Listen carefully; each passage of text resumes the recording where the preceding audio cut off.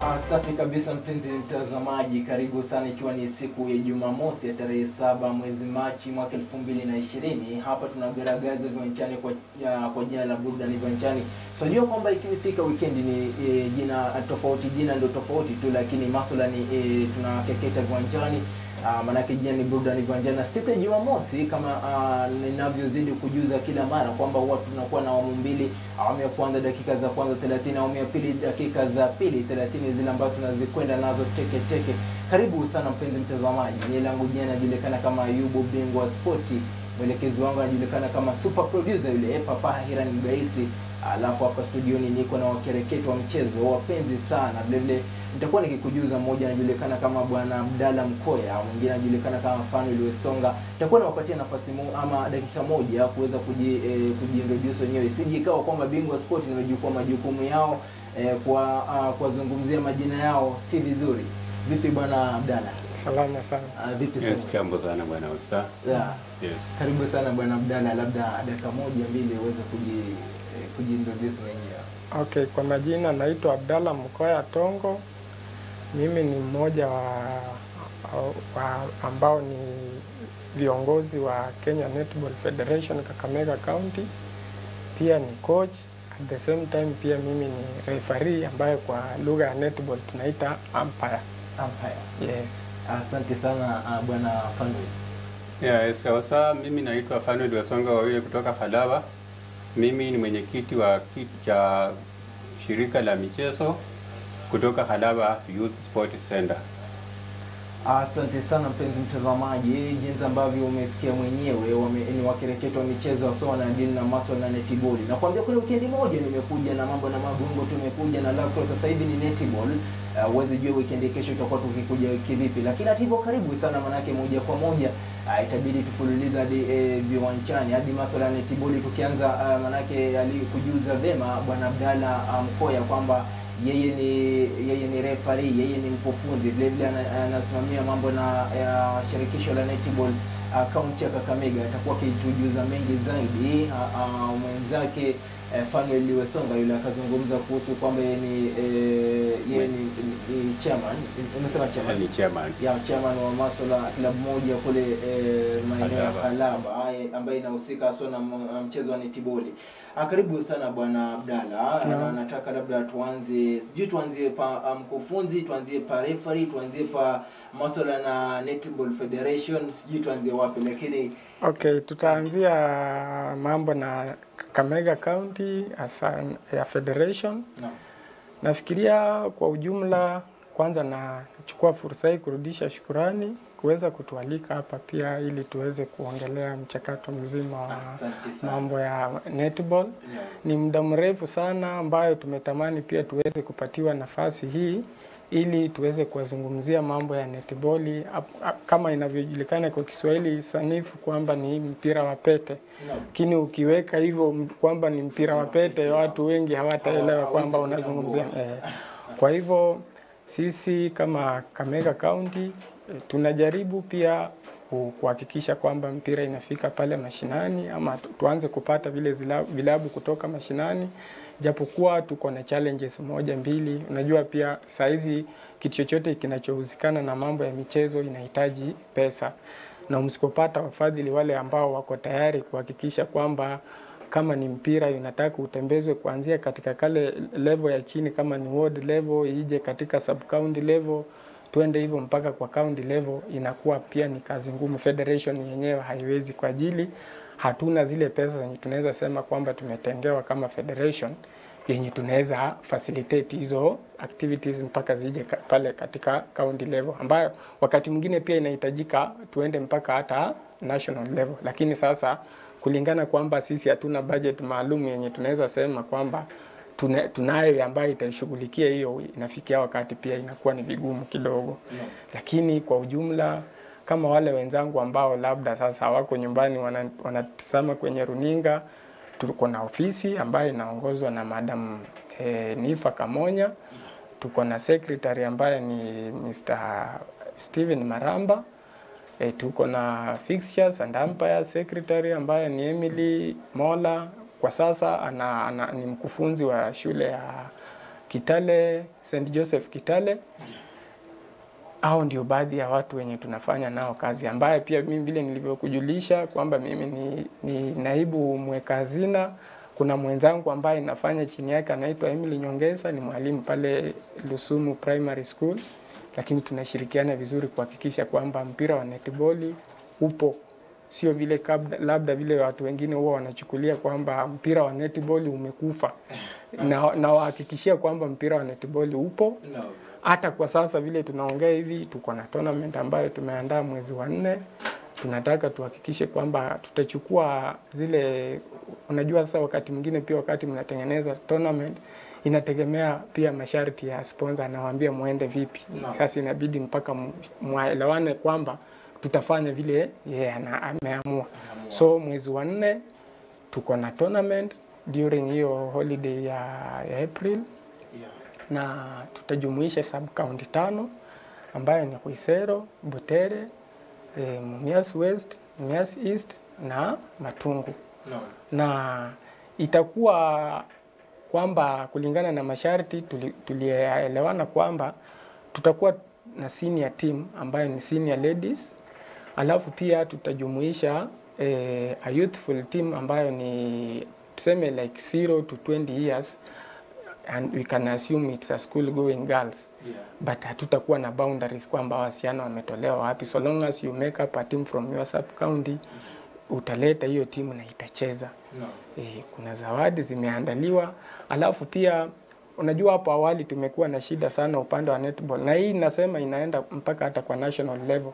Kwa ajili wakati mwingi huwa unapata tournament zinaandaliwa, mtu ananunua kikombe ni mzuri sana, lakini wanasahau kujumuisha pesa kidogo. Angalau unajua ni vigumu sana vile mtu anaweza toka pale uwanjani hata anapofika nyumbani labda kupata kile hata kikombe cha maziwa chenye ataingia nacho akunywe ile kujipigia asante ile ya shughuli ambayo ametoka, imekuwa vigumu. So tumejaribu sana hiyo tournament yetu, tunataka angalau tuweze kujumuisha kitu ati pesa. Na hii natoa ni wito iende hata yule mwenye ananisikiza, kama hata ni national office bearer, ninaomba pia waanze kuwa na mpangilio wa kuhakikisha kwamba hata kama itakuwa tu ni shilingi 50,000 ni vizuri ligi ichezwe, ikisha kamilika at the end of the day angalau mtu hawezi akapata hata kama ni shilingi 10,000 ama 20 ama 30, itakuwa ni njia moja ya kufanya kumotivate wale wachezaji, mtu atacheza ujuzi wake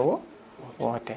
Naam, asante sana Bwana Abdalla, manake kuna mengi zaidi ambayo nitakuwa nikikuuliza katika aswa katika kitengo chako. Umeweza kuzungumzia mambo mengi zaidi na kidogo acha ni tushift kidogo tumwangazie Bwana Chairman ambaye ni Bwana Fanuel. Sijui Bwana Fanuel, manake umeweza kuzungumzia wewe ni chairman katika ile klabu ya netball ile kule Khalaba. Sijui kidogo ugigusia historia, mlianza vipi na ile klabu ya netball na jambo gani hasa lilikuwa linamsukuma ama linawasukuma kwamba mwanzishe hiyo klabu ya netball? Asante sana bwana mwenzangu. Khalaba Youth Sport Center tulianza na watu wakubwa, michezo yenye ilikuwa ya bilavu. Hata sisi mimi mwenyewe nilikuwa mchezaji. Tukatoka hapo tukaendelea tufanye namna gani ndio tupate watoto wetu awe na talanta sawa, usiendelee mbele. Sasa tukajiunga pamoja, tukatengeneza komiti. Tuko na komiti, mimi ndio mwenyekiti, niko na vice, niko na secretary, niko na treasurer, nina viongozi wengine tofauti wa tabaka mbalimbali, kwa sababu timu zenye hatuko nazo ni timu nyingi na kila timu iko na wasimamizi. Sasa Khalaba Youth Sports vile tulianza mwaka wa 2011 tulienda nayo namna hiyo, tukaenda nayo namna hiyo mpaka 2016 tukajaribu tuende Kakamega kwa county tuombe county government itusaidie. Sasa kweli kabisa county government itusaidie shilingi karibu 18 tukatengeneza goal post sa netball. Tukaweka kwa uwanja ili watoto, tukipata watoto wa kucheza mpira wawaje kuchezea miti zenye zinaweza kuangukia mchwa imekula. Kwa kweli kabisa tunashukuru sana director wa county bila tusaidia hizo pesa, tutengeneza codes, pesa zilipaki, tukaonelea Khalaba Primary ndio ilisaa Khalaba Secondary School. Tukatengeneza codes zingine tukapeleka kwa Khalaba Secondary School.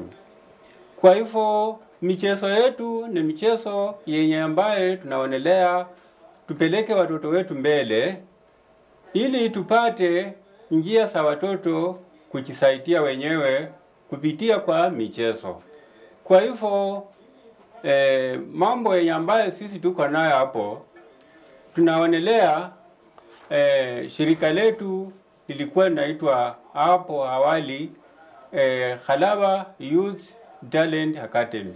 Sasa vile director alikuja akatutembelea akachange hilo jina akaita Khalaba Youth Sport Center. Sasa saa hizi tunaendelea na Khalaba Youth Sport Center.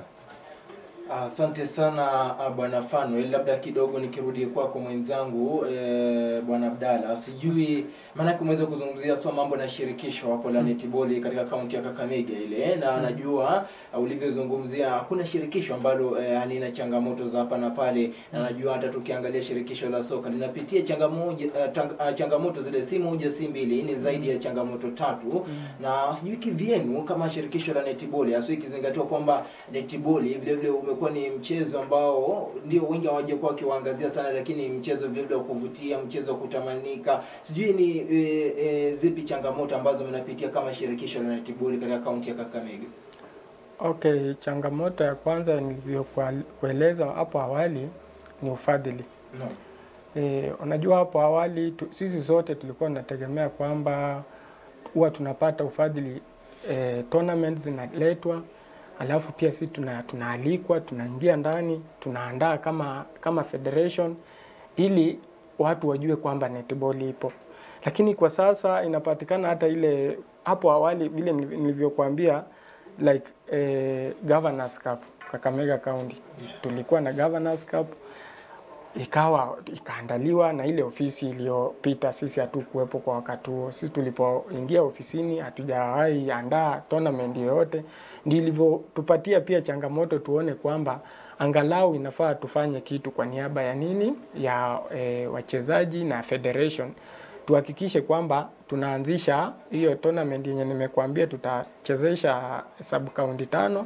Tukisha maliza pia tunajiandaa to move on the other hapa Kakamega side, tuhakikishe kwamba zile sub county zilizobaki kuanzia kwa Lurambi, hizo Kakamega South, Lugari zote tuzilete pamoja pia, tena tuhakikishe kwamba tumewapa time pia wamecheza tournament yao, kwa ajili pia unapoangalia unaweza kuwa na nia ya kutoa kikombe kwa mfano, lakini unakuja unaangalia kuleta watu pamoja, usafiri inakuwa ngumu.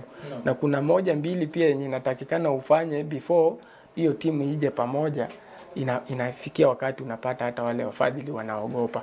So hizo ni baadhi ya changamoto ambazo zina tukabili. Pia zile vilabu, unajua kilabu ikikaa sana bila kushiriki kwenye michezo yoyote huwa wanakosa vitu muhimu. Kwa mfano hata mpira utapata imekuwa shida, na kitu kimoja ambacho inafanya timu iwepo kwa ile hali yote ile ambayo hata ingawa mkose nguo, lakini mpira kama upo mtaanza kurukaruka, then mtatafuta mtu awaambie kwamba sasa wacha niwanunulie nini nguo. So hiyo ni baadhi ya changamoto yenye pia tuko nayo kama federation. Alafu pia huwa inafikia wakati sasa, tukifikia wakati kama vile ulivyosema kama county, kitu kama umpiring nilipokuambia kwamba pia hata mimi ni mmoja wa umpires. Referee tuna shida zetu kama federation. Unapata inafikia wakati tunahitajika labda tournament inapoandaliwa inatakana upatiane wale marefari wazuri ambao wataendesha tournament kuhakikisha kwamba hiyo tournament imekamilika vizuri. Lakini sasa kwa ajili watu kwa sasa wengi hawaoni huo mchezo kuitilia maanani sana. Unapata mtu anakuja kama ni clinic, unajua ni kitu kimoja tu yenye ufanya referee akawa referee mzuri. Ni kuja clinic ama workshop ili uje update ukue pamoja na wenzako. Lakini inapofikia wakati ipatikane kwamba hauko ama umekuja mara moja na wakati mwingine inapotokea hukuji, then unabakia nyuma. Ukishabakia nyuma, sasa inakuwa wakati mmeenda kuchezesha game unapata kuna zile new rules ambazo zimetoka like kwa huu mwaka sasa 2020 kuna rules zenye zimekuwa revised na wameleta rules mpya. Inatakana sana umpire lazima uwe updated. Sasa hiyo pia ni changamoto. Na upande wa coaching unajua kuna zile skills za kitambo. Mimi pia kama coach ama as a referee huwa unaangalia wakati timu zinaendelea, vitu zinaendelea kubadilika, na wewe pia kama coach mzuri natakana uwe karibu na zile mabadiliko, so that wakati una train wachezaji wako uwe unawatrain kwa zile new rules, na inapea hata referee kazi rahisi kwa ajili ukipigia mtu firimbi unampigia kwa yale makosa yale yenye amejua hata yeye kwamba ukimpigia atajua haya ni makosa. Lakini inapopatikana kwamba coach pia hakuji workshop, umpire haendi workshop, mtaenda hivyo kufikia level fulani, inapatikana kwamba sasa pale mna shida nyingi kwa ajili hamjui rules. Kitambo uswitch to new rules, inapatikana kwamba mpaka utakuwa na shida sana. So hii ni baadhi pia ya changamoto ambazo zinatukumba kama federation. No. Yes. Asante sana. Labda kidogo Bwana Fanuel, manake uliweza kuguzia historia, ukaweza kuzungumza moja mbili kwamba mlianza mwaka 2011 kama sikosei. Na sijui kivyenu sasa hivi kama akademia ya netball ile mmefikia sasa hivi, tuseme kwamba mko na tuseme labda wasichana wangapi katika klabu yenu, labda under 20 na wangapi, under 16 na wangapi, na labda mipango yenu haswa kama klabu ya netball katika eneo la Khalaba, labda una mipango ipi kuweza kuhakikisha kwamba mnakuza vipaji vya hao wasichana? Asante sana mwenzangu. Upande wa Khalaba Youth Sport Center, upande wa watoto wasichana, upande wa primary tuko na watoto zaidi wa watoto 30. Upande wa secondary tuko na watoto karibu zaidi ya 20. Upande wa wavulana primary tuko na watoto zaidi wa 40. Upande wa secondary tuko karibu na watoto 30. Sasa hao watoto wote tuko kwa uwanja moja, tukianza kufanya zoezi tuko kwa uwanja moja, tukianza kuenda nje kucheza mpira tuko kwa njia moja, kwa sababu tuko pamoja hapo na director wetu Bwana Abdalla Sumbaluta. Huwa tunafanya naye kazi kama mwalimu wa St. Charles Secondary School. Sasa tukianza kufanya kazi yetu ya kuenda nje na jumuisha watoto pamoja, tukitaka train watoto kwa uwanja tuko pamoja, St. Charles Secondary School na Khalaba Primary School. Naam, manake unaweza kumzunguzia Bwana Abdalla Sumba, yule ndiye director, yes, yule ambaye anasimamia mchezo wa lacrosse. Yes. Naam, na labda sijui kivyenu hao wasichana ama hichi kikosi ama hii akademia, sijui kama mko na under 18 ama under 20 mko nayo ama under 16, sijui kama mmepatishwa ni hivyo. Tuko na hao watoto type sote vile uliniuliza. No. Sasa uchue upande wa technical mimi ni chairman. Yeah. Sasa upande wa technical ni coaches na bwana director, yeah, ndio wako na jukumu ya kuangalia idadi ya watoto. No. Asante.